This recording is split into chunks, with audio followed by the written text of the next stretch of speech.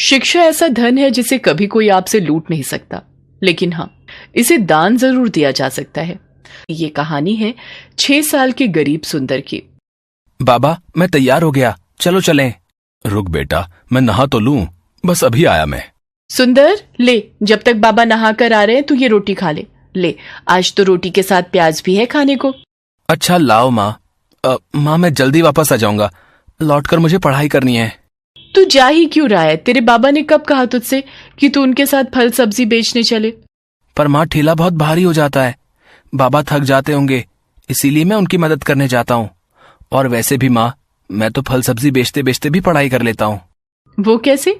जब भी कोई बाबा से कुछ खरीदता है तो मैं मन ही मन सारा हिसाब लगा लेता हूँ, वो भी बाबा से पहले। अच्छा तो चल फिर, मैं भी देखता हूँ कि तू हिसाब में कितना पक्का है।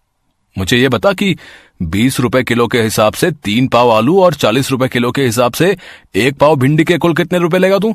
आसान है बाबा, 25 रुपए है ना? अरे वाह, अच्छा अगर उसी ग्राहक ने आधा दर्जन केले भी ले लिए तो कितने पैसे लेगा? केले हैं 60 रुपए दर्जन, इसका मतलब 30 और 25 पूरे 55 रुपए लूंगा बाबा, वो भी गिन के। 6 साल की उम्र में सुंदर का दिमाग वाकई बहुत तेज चलता था। किशनदास उसे देखकर मुस्कुराने लगा, जबकि रामकली अभी तक हिसाब ही जोड़ रही थी। किशनदास जानता था कि सुंदर को पढ़ने का बहुत शौक था, लेकिन वो मजबूर था। सारा दिन मेहनत करके भी वो बस खाने लायक पैसे ही कमा पाता था। फिर उसी शाम, बहुत भूख लगी है यार, चलना कुछ खाते हैं। मीटिंग बस 10-15 मिनट में शुरू हो जाएगी, इतनी जल्दी कहाँ जा पाएंगे और क्या खा पाएंगे यार। रोहन और विनोद एक मल्टीनेशनल कंपनी में काम करते थे। वो अमूमन चाय नाश्ते के लिए ऑफिस से बाहर आते थे। उन्हें देखकर किशनदास को बहुत अच्छा लगता था और वो हमेशा यही सोचता था कि काश उसका बेटा सुंदर भी एक दिन उनके जैसा ही बड़ा आदमी बने। उस दिन भी यही हुआ। तभी विनोद ने किशनदास का कंधा हिलाकर उससे कहा, अरे भैया, कहाँ खोए हो? केले खिला दो यार, बहुत भूख लगी है। हाँ बाबूजी, ये लीजिए। बाबूजी, आपसे कुछ पूछूं? आप बुरा तो नहीं मानेंगे? हाँ पूछो पूछो। बाबूजी, मेरा बेटा सुंदर, उसे पढ़ने का बहुत शौक है, पर उसे अच्छे स्कूल में पढ़ाने के पैसे नहीं है मेरे पास। अच्छा, तो कुछ मदद चाहिए? नहीं बाबूजी, मुझे पैसे नहीं चाहिए, मुझे तो बस कोई रास्ता दिखा दीजिए जिससे मैं अपने सुंदर को आगे तक पढ़ा सकूं। तुमने राइट टू एजुकेशन का नाम नहीं सुना क्या? क्या है ये? सरकार गरीबों के बच्चों के लिए हर स्कूल में 25% सीटें आरक्षित रखती है, जिसके तहत गरीब बच्चे वहां पढ़ सकते हैं और उनकी फीस सरकार भरती है। विनोद और रोहन की बात सुनकर किशनदास में उम्मीद जगी और फिर किस्मत ने भी सुंदर का साथ दिया। शहर के एक बड़े स्कूल में आरटीआई के तहत सुंदर का एडमिशन हो गया। स्कूल का पहला दिन था और सुंदर बहुत ही खुश था। बाबा, मैं कैसा लग रहा हूँ? बिल्कुल राजा बाबू लग रहा है मेरा बेटा। बाबा देखना, अब मैं खूब पढ़ाई करूंगा और एक दिन बहुत बड़ा आदमी बनकर दिखाऊंगा। जिस स्कूल में सुंदर को सीट मिली थी वहां शहर के सबसे अमीर घरों के बच्चे पढ़ते थे। इन्हीं में से एक था विकी, जो नामी सेठ सूरजमल का बेटा था। अमीरी के घमंड में चूर विकी हर वक्त बस अपने पैसों की धौंस दिखाता रहता था और अब सुंदर उसका नया शिकार बनने वाला था। अरे वाह, ये क्लास तो कितनी अच्छी है। हाँ फटीचर, देख ले, आंखें फाड़ के देख ले, क्योंकि इससे पहले ना तो तूने कभी ऐसा स्कूल देखा होगा और ना ही ऐसी क्लास। मेरा नाम फटीचर नहीं है, सुंदर है। सुंदर? इसका नाम तो देखो। सुंदर नहीं, तेरा नाम तो बंदर होना चाहिए। विकी की बात सुनकर सारे बच्चे सुंदर पर हंसने लगे और सुंदर की आंखों से आंसू गिरने लगे। लेकिन सुंदर जानता था कि उसे इन बातों पर नहीं बल्कि सिर्फ पढ़ाई पर ही ध्यान देना है। वो चुपचाप जाकर अपनी सीट पर बैठ गया। फिर कुछ देर बाद, good morning class, today we have 3 new students with us, please welcome them. बेटा अपना नाम बताओ। मास्टरनी जी, मेरा नाम सुंदर है। लो, ये बंदर मिस को मास्टरनी बता रहा है। ये सरकार भी ना अच्छे खासे कॉन्वेंट स्कूल को सरकारी स्कूल बनाकर छोड़ेगी। Vicky, mind your language. Sorry miss. सुंदर, बेटा मुझे मिस या फिर मैम कहो, okay? Okay miss, I will. Very good. तो ऐसा रहा सुंदर के स्कूल का पहला दिन। फिर घर आने के बाद, सुंदर कैसा है तेरा स्कूल?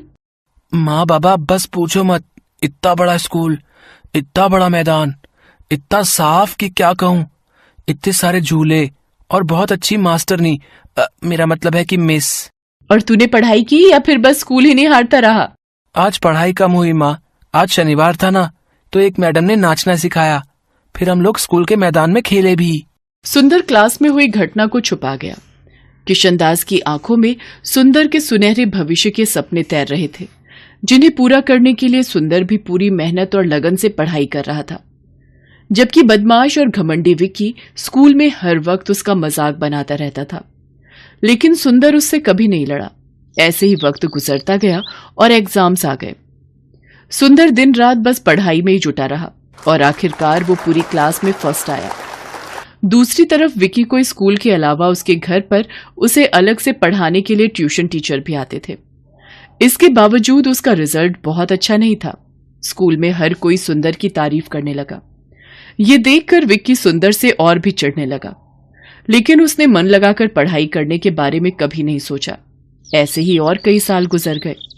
सुंदर और विक्की दोनों ने 10वीं क्लास की परीक्षाएं दी थी और अब उनकी पहली बोर्ड परीक्षा का रिजल्ट आने वाला था। माँ, मैं राम के घर जा रहा हूँ। उसके घर में कंप्यूटर और इंटरनेट दोनों हैं, तो वहीं अपना रिजल्ट देख लूंगा। ठीक है बेटा, भगवान करे तेरा रिजल्ट बहुत अच्छा हो। 10वीं की परीक्षाओं में सुंदर ने न सिर्फ अपनी क्लास में बल्कि पूरे जिले में टॉप किया। सुंदर के लिए हर कोई खुश था सिवाय विक्की के, क्योंकि इस बार भी उसके नंबर बहुत अच्छे नहीं थे। सुंदर को लगातार मिल रही कामयाबी से विक्की के मन में सुंदर के साथ साथ सभी गरीबों को लेकर गुस्सा बढ़ता चला गया। फिर कुछ और साल बीते। विक्की और सुंदर दोनों ही अब यूपीएससी की तैयारी कर रहे थे। दोनों ने लिखित परीक्षा पास कर ली थी और अब बारी थी फाइनल इंटरव्यू की। दोनों का इंटरव्यू एक ही जगह पर था, तो विक्की को देखकर सुंदर ने उससे कहा, ऑल द बेस्ट विक्की। ऐसा है बेटा, तू ये सब नाटक मेरे साथ तो कर मत। आज तक तू छोटे मोटे एग्जाम में टॉप करके अपने आप को तोप समझ रहा था ना। अब देख, ये है असली चैलेंज। अब देखते हैं कौन कितने पानी में है। सुंदर ने फिर विक्की को कोई उल्टा जवाब नहीं दिया और इंटरव्यू के लिए अपनी बारी का इंतजार करने लगा। कुछ ही देर में विक्की को इंटरव्यू के लिए बुलाया गया। फिर इंटरव्यू हॉल में, well mister Vicky, tell me, अगर आप यहाँ के डिस्ट्रिक्ट मजिस्ट्रेट बन जाते हैं तो आप सबसे पहले क्या काम करोगे? सर, सबसे पहले तो मैं ये राइट टू एजुकेशन का ड्रामा बंद करूंगा। क्या कहा? ड्रामा? अच्छा, वैसे आप ऐसा क्यों करेंगे?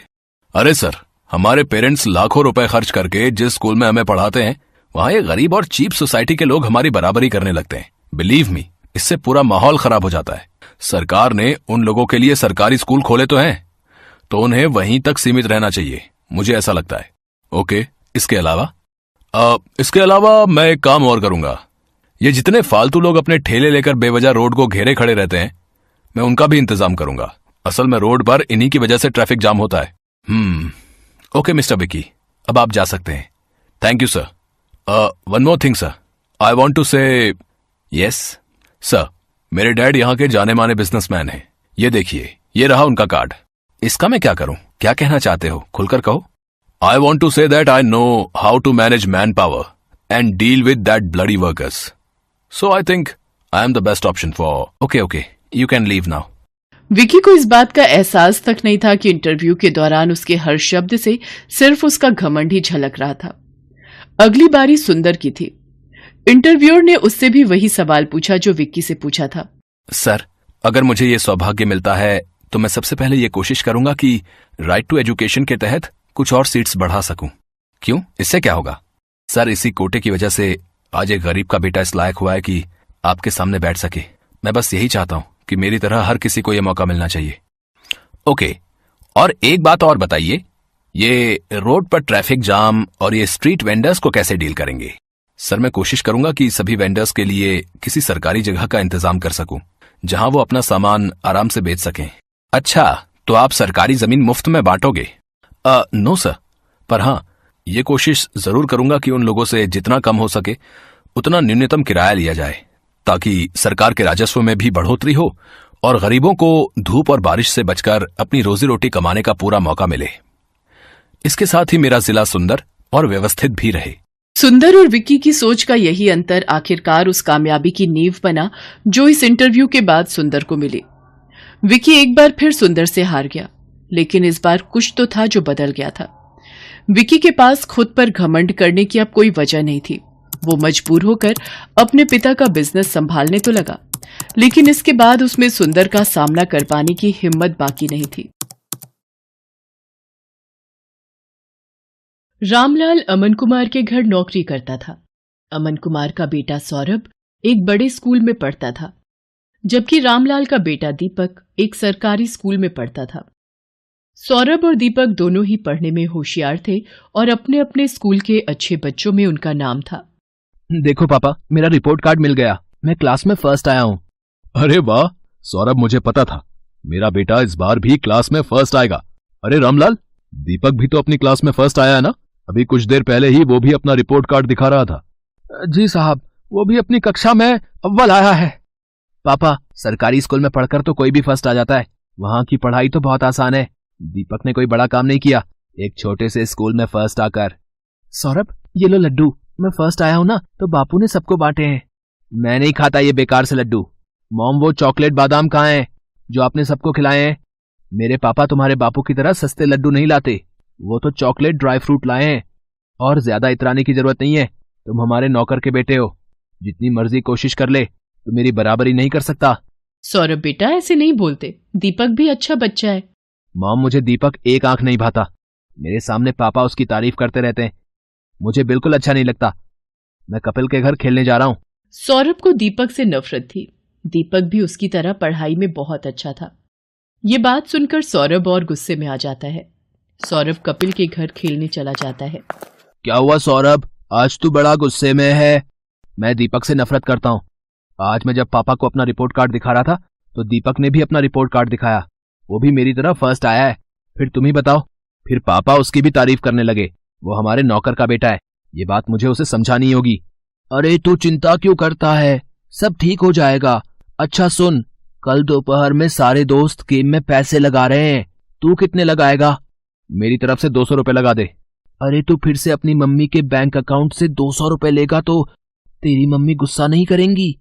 मेरे पापा बहुत रिच हैं, मेरे पास पैसों की कमी नहीं है। मेरे मम्मी पापा मुझसे कुछ नहीं कहते हैं क्योंकि मैं स्कूल में हमेशा फर्स्ट आता हूँ। सौरभ को गेम पर पैसा लगाने की आदत पड़ गई थी। वो आए दिन अपने दोस्त कपिल और बाकी दोस्तों के साथ ऑनलाइन गेम खेलता और उस पर पैसे लगाता। सौरभ पढ़ाई में अच्छा था, इसलिए उसकी मम्मी भी उसे अकाउंट से पैसे लेने के लिए कुछ नहीं कहती थी। सौरभ, तुमने मॉम के अकाउंट से आज फिर 200 रुपए निकाले हैं। पापा, वो मेरा ऑनलाइन ग्रुप गेम चल रहा है ना, तो उसी के लिए चाहिए थे। अरे मुझे पता है, सौरभ ने मुझे बता दिया था कि वो 200 रुपए ऐड कर रहा है। बेकार में गुस्सा होते रहते हो मेरे लाल पर। वो तो ठीक है संध्या, पर चलिए आप नाश्ता कीजिए, बच्चे हैं आपस में लगे रहते हैं। संध्या अमन की बातों पर ध्यान नहीं देती। सौरभ को गेम खेलने की आदत पड़ती जा रही थी। एग्जाम भी नजदीक आ रहे थे। एक दिन, सौरभ क्या बात है, आजकल लग रहा है तुम पढ़ाई पर ध्यान नहीं दे रहे हो। तुम्हारी मैम का फोन आया था, तुम 2 दिन से ट्यूशन में लेट पहुंच रहे हो। मम्मी, वो एग्जाम आ रहे हैं ना, तो मैं कपिल के घर बैठकर पढ़ाई करता हूँ। हम दोनों साथ में ही ट्यूशन जाते हैं, तो पढ़ते हुए समय का पता ही नहीं चलता। अच्छा ये बात है, तुम कपिल के घर बैठकर एक्स्ट्रा टाइम में पढ़ाई कर रहे हो, ये बहुत अच्छी बात है। उधर दीपक भी अपनी आने वाली परीक्षाओं की तैयारी कर रहा था। बापू, इस बार मुझे फिर से फर्स्ट आना है, देखना मैं खूब मेहनत करूंगा। मुझे पता है मेरे बेटे, तुम पढ़ाई में बहुत मेहनत कर रहे हो। देखना, तुम्हारा ये जोड़ा हुआ विद्याधन एक दिन तुम्हारे बहुत काम आएगा और तुम एक दिन हम सबका नाम रोशन जरूर करोगे। चलो दीपक बेटा, अब आकर ये दूध चावल खा लो, मैंने तुम्हारी पसंद के बनाए हैं। और तुम वो कहाँ जा रहे हो अपनी कक्षा के बच्चों के साथ? माँ, मैं साइंस म्यूजियम देखने जा रहा हूँ, वहां पर विज्ञान संबंधित बहुत से उपकरण हैं। टीचर बता रही थी हमें वहां जाने से बहुत कुछ सीखने को मिलेगा। अच्छा, ये तो बहुत अच्छी बात है। दीपक स्कूल के बच्चों के साथ साइंस म्यूजियम देखने जाता है। वहां उसे प्राइवेट स्कूल के बच्चे भी दिखाई देते हैं, जिनमें सौरभ भी होता है। सौरभ, ये तो वही लड़का है जो कई बार तेरे घर पर भी देखा है। अरे ये हमारे नौकर रामलाल का ही तो लड़का है, गरीब नौकर का बेटा है ये। हाँ, ये नौकर का बेटा है, फिर तो ये भी नौकर हुआ। सब बच्चे दीपक पर हंसने लगते हैं। दीपक घर आकर सुस्त और उदास हो जाता है। बापू, सब बच्चे मुझे नौकर का बेटा कहकर चिढ़ा रहे थे, सब बच्चे मेरे ऊपर हंस रहे थे। अरे मेरे बच्चे, तू इतनी सी बात पर बुरा मान गया? मैं तुझे तभी तो पढ़ा लिखा कर बढ़ा रहा हूँ ताकि तू पढ़ लिख कर बड़ा आदमी बन सके और पैसे कमा सके। रामलाल की बातों को सुनकर दीपक में हिम्मत आ जाती है और वो खुश हो जाता है और खूब मन लगाकर पढ़ाई करने लगता है। अगले दिन दीपक स्कूल जाता है तो उसकी टीचर उसे कक्षा में पूरे साल अच्छा करने के लिए पुरस्कार देती है। दीपक ने पूरे साल बहुत मेहनत करके अव्वल स्थान पाया है, इसलिए दीपक को स्कूल की तरफ से कक्षा में best student of the year का अवार्ड दिया जा रहा है। और मैं जानती हूँ कि फाइनल एग्जाम जो आने वाले हैं, दीपक उसमें भी फर्स्ट क्लास पास होने की पूरी कोशिश में लगा होगा। Thank you ma'am. सब बच्चे तालियां बजाकर दीपक की प्रशंसा करते हैं। घर आकर दीपक अपने बापू और माँ को सारी बात बताता है। अरे वाह, ये तो बहुत सुंदर पुरस्कार है। जीते रहो मेरे बच्चे। बापू, मैं ये पुरस्कार अमन अंकल को दिखाकर उनका आशीर्वाद लेना चाहता हूँ। ठीक है बेटा, चल तू उनका भी आशीर्वाद ले ले। संध्या, तुम्हारे बैंक अकाउंट से 1 लाख रुपए निकल गए और तुम्हें पता तक नहीं। मैं भला इतने पैसे एक साथ कहाँ खर्च करूंगी? मुझे भी कुछ समझ नहीं आ रहा ये सब कैसे हो गया। रुको, मैंने बैंक से सारी डिटेल निकलवाई है। बैंक की तरफ से ही फोन है। अमन बैंक वालों से फोन पर बात करने लगता है। रामलाल और दीपक भी वहीं खड़े थे। हो गया सत्यानाश। और दो लाडले को मोबाइल फोन। तुम्हारे बेटे ने बेवकूफी में 1 लाख रुपए न जाने किसी ऑनलाइन गेम में लगा दिए। अब भुगतो। और है कहाँ ये सौरभ? वो तो अपने दोस्त कपिल के साथ ट्यूशन गया है। मेरे फोन पर सौरभ के ट्यूशन से फोन। जी, मैं सौरभ की मम्मी बोल रही हूँ। क्या सौरभ ट्यूशन नहीं आ रहा? पर जी ठीक है, सौरभ पिछले 1 हफ्ते से ट्यूशन नहीं जा रहा। तभी सौरभ आ जाता है। क्यों सौरभ, ट्यूशन से आ गए? जी पापा। अब तुम झूठ भी बोलने लगे हो।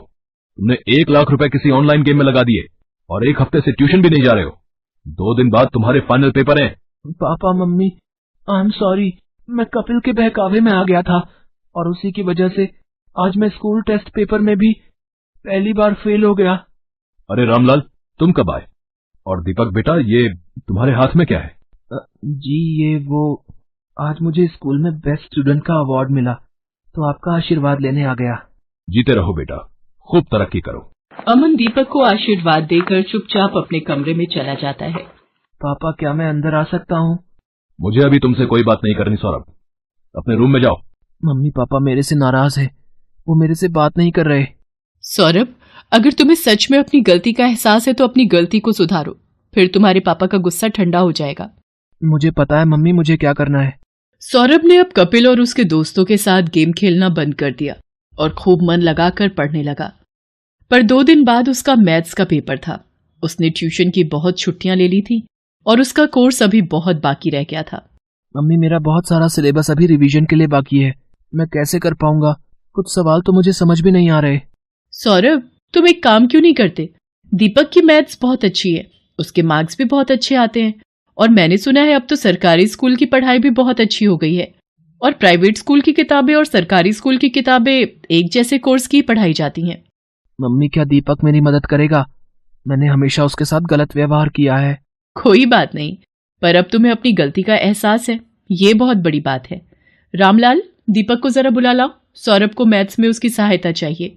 हाँ हाँ मालकिन, मैं अभी बुला लाता हूँ।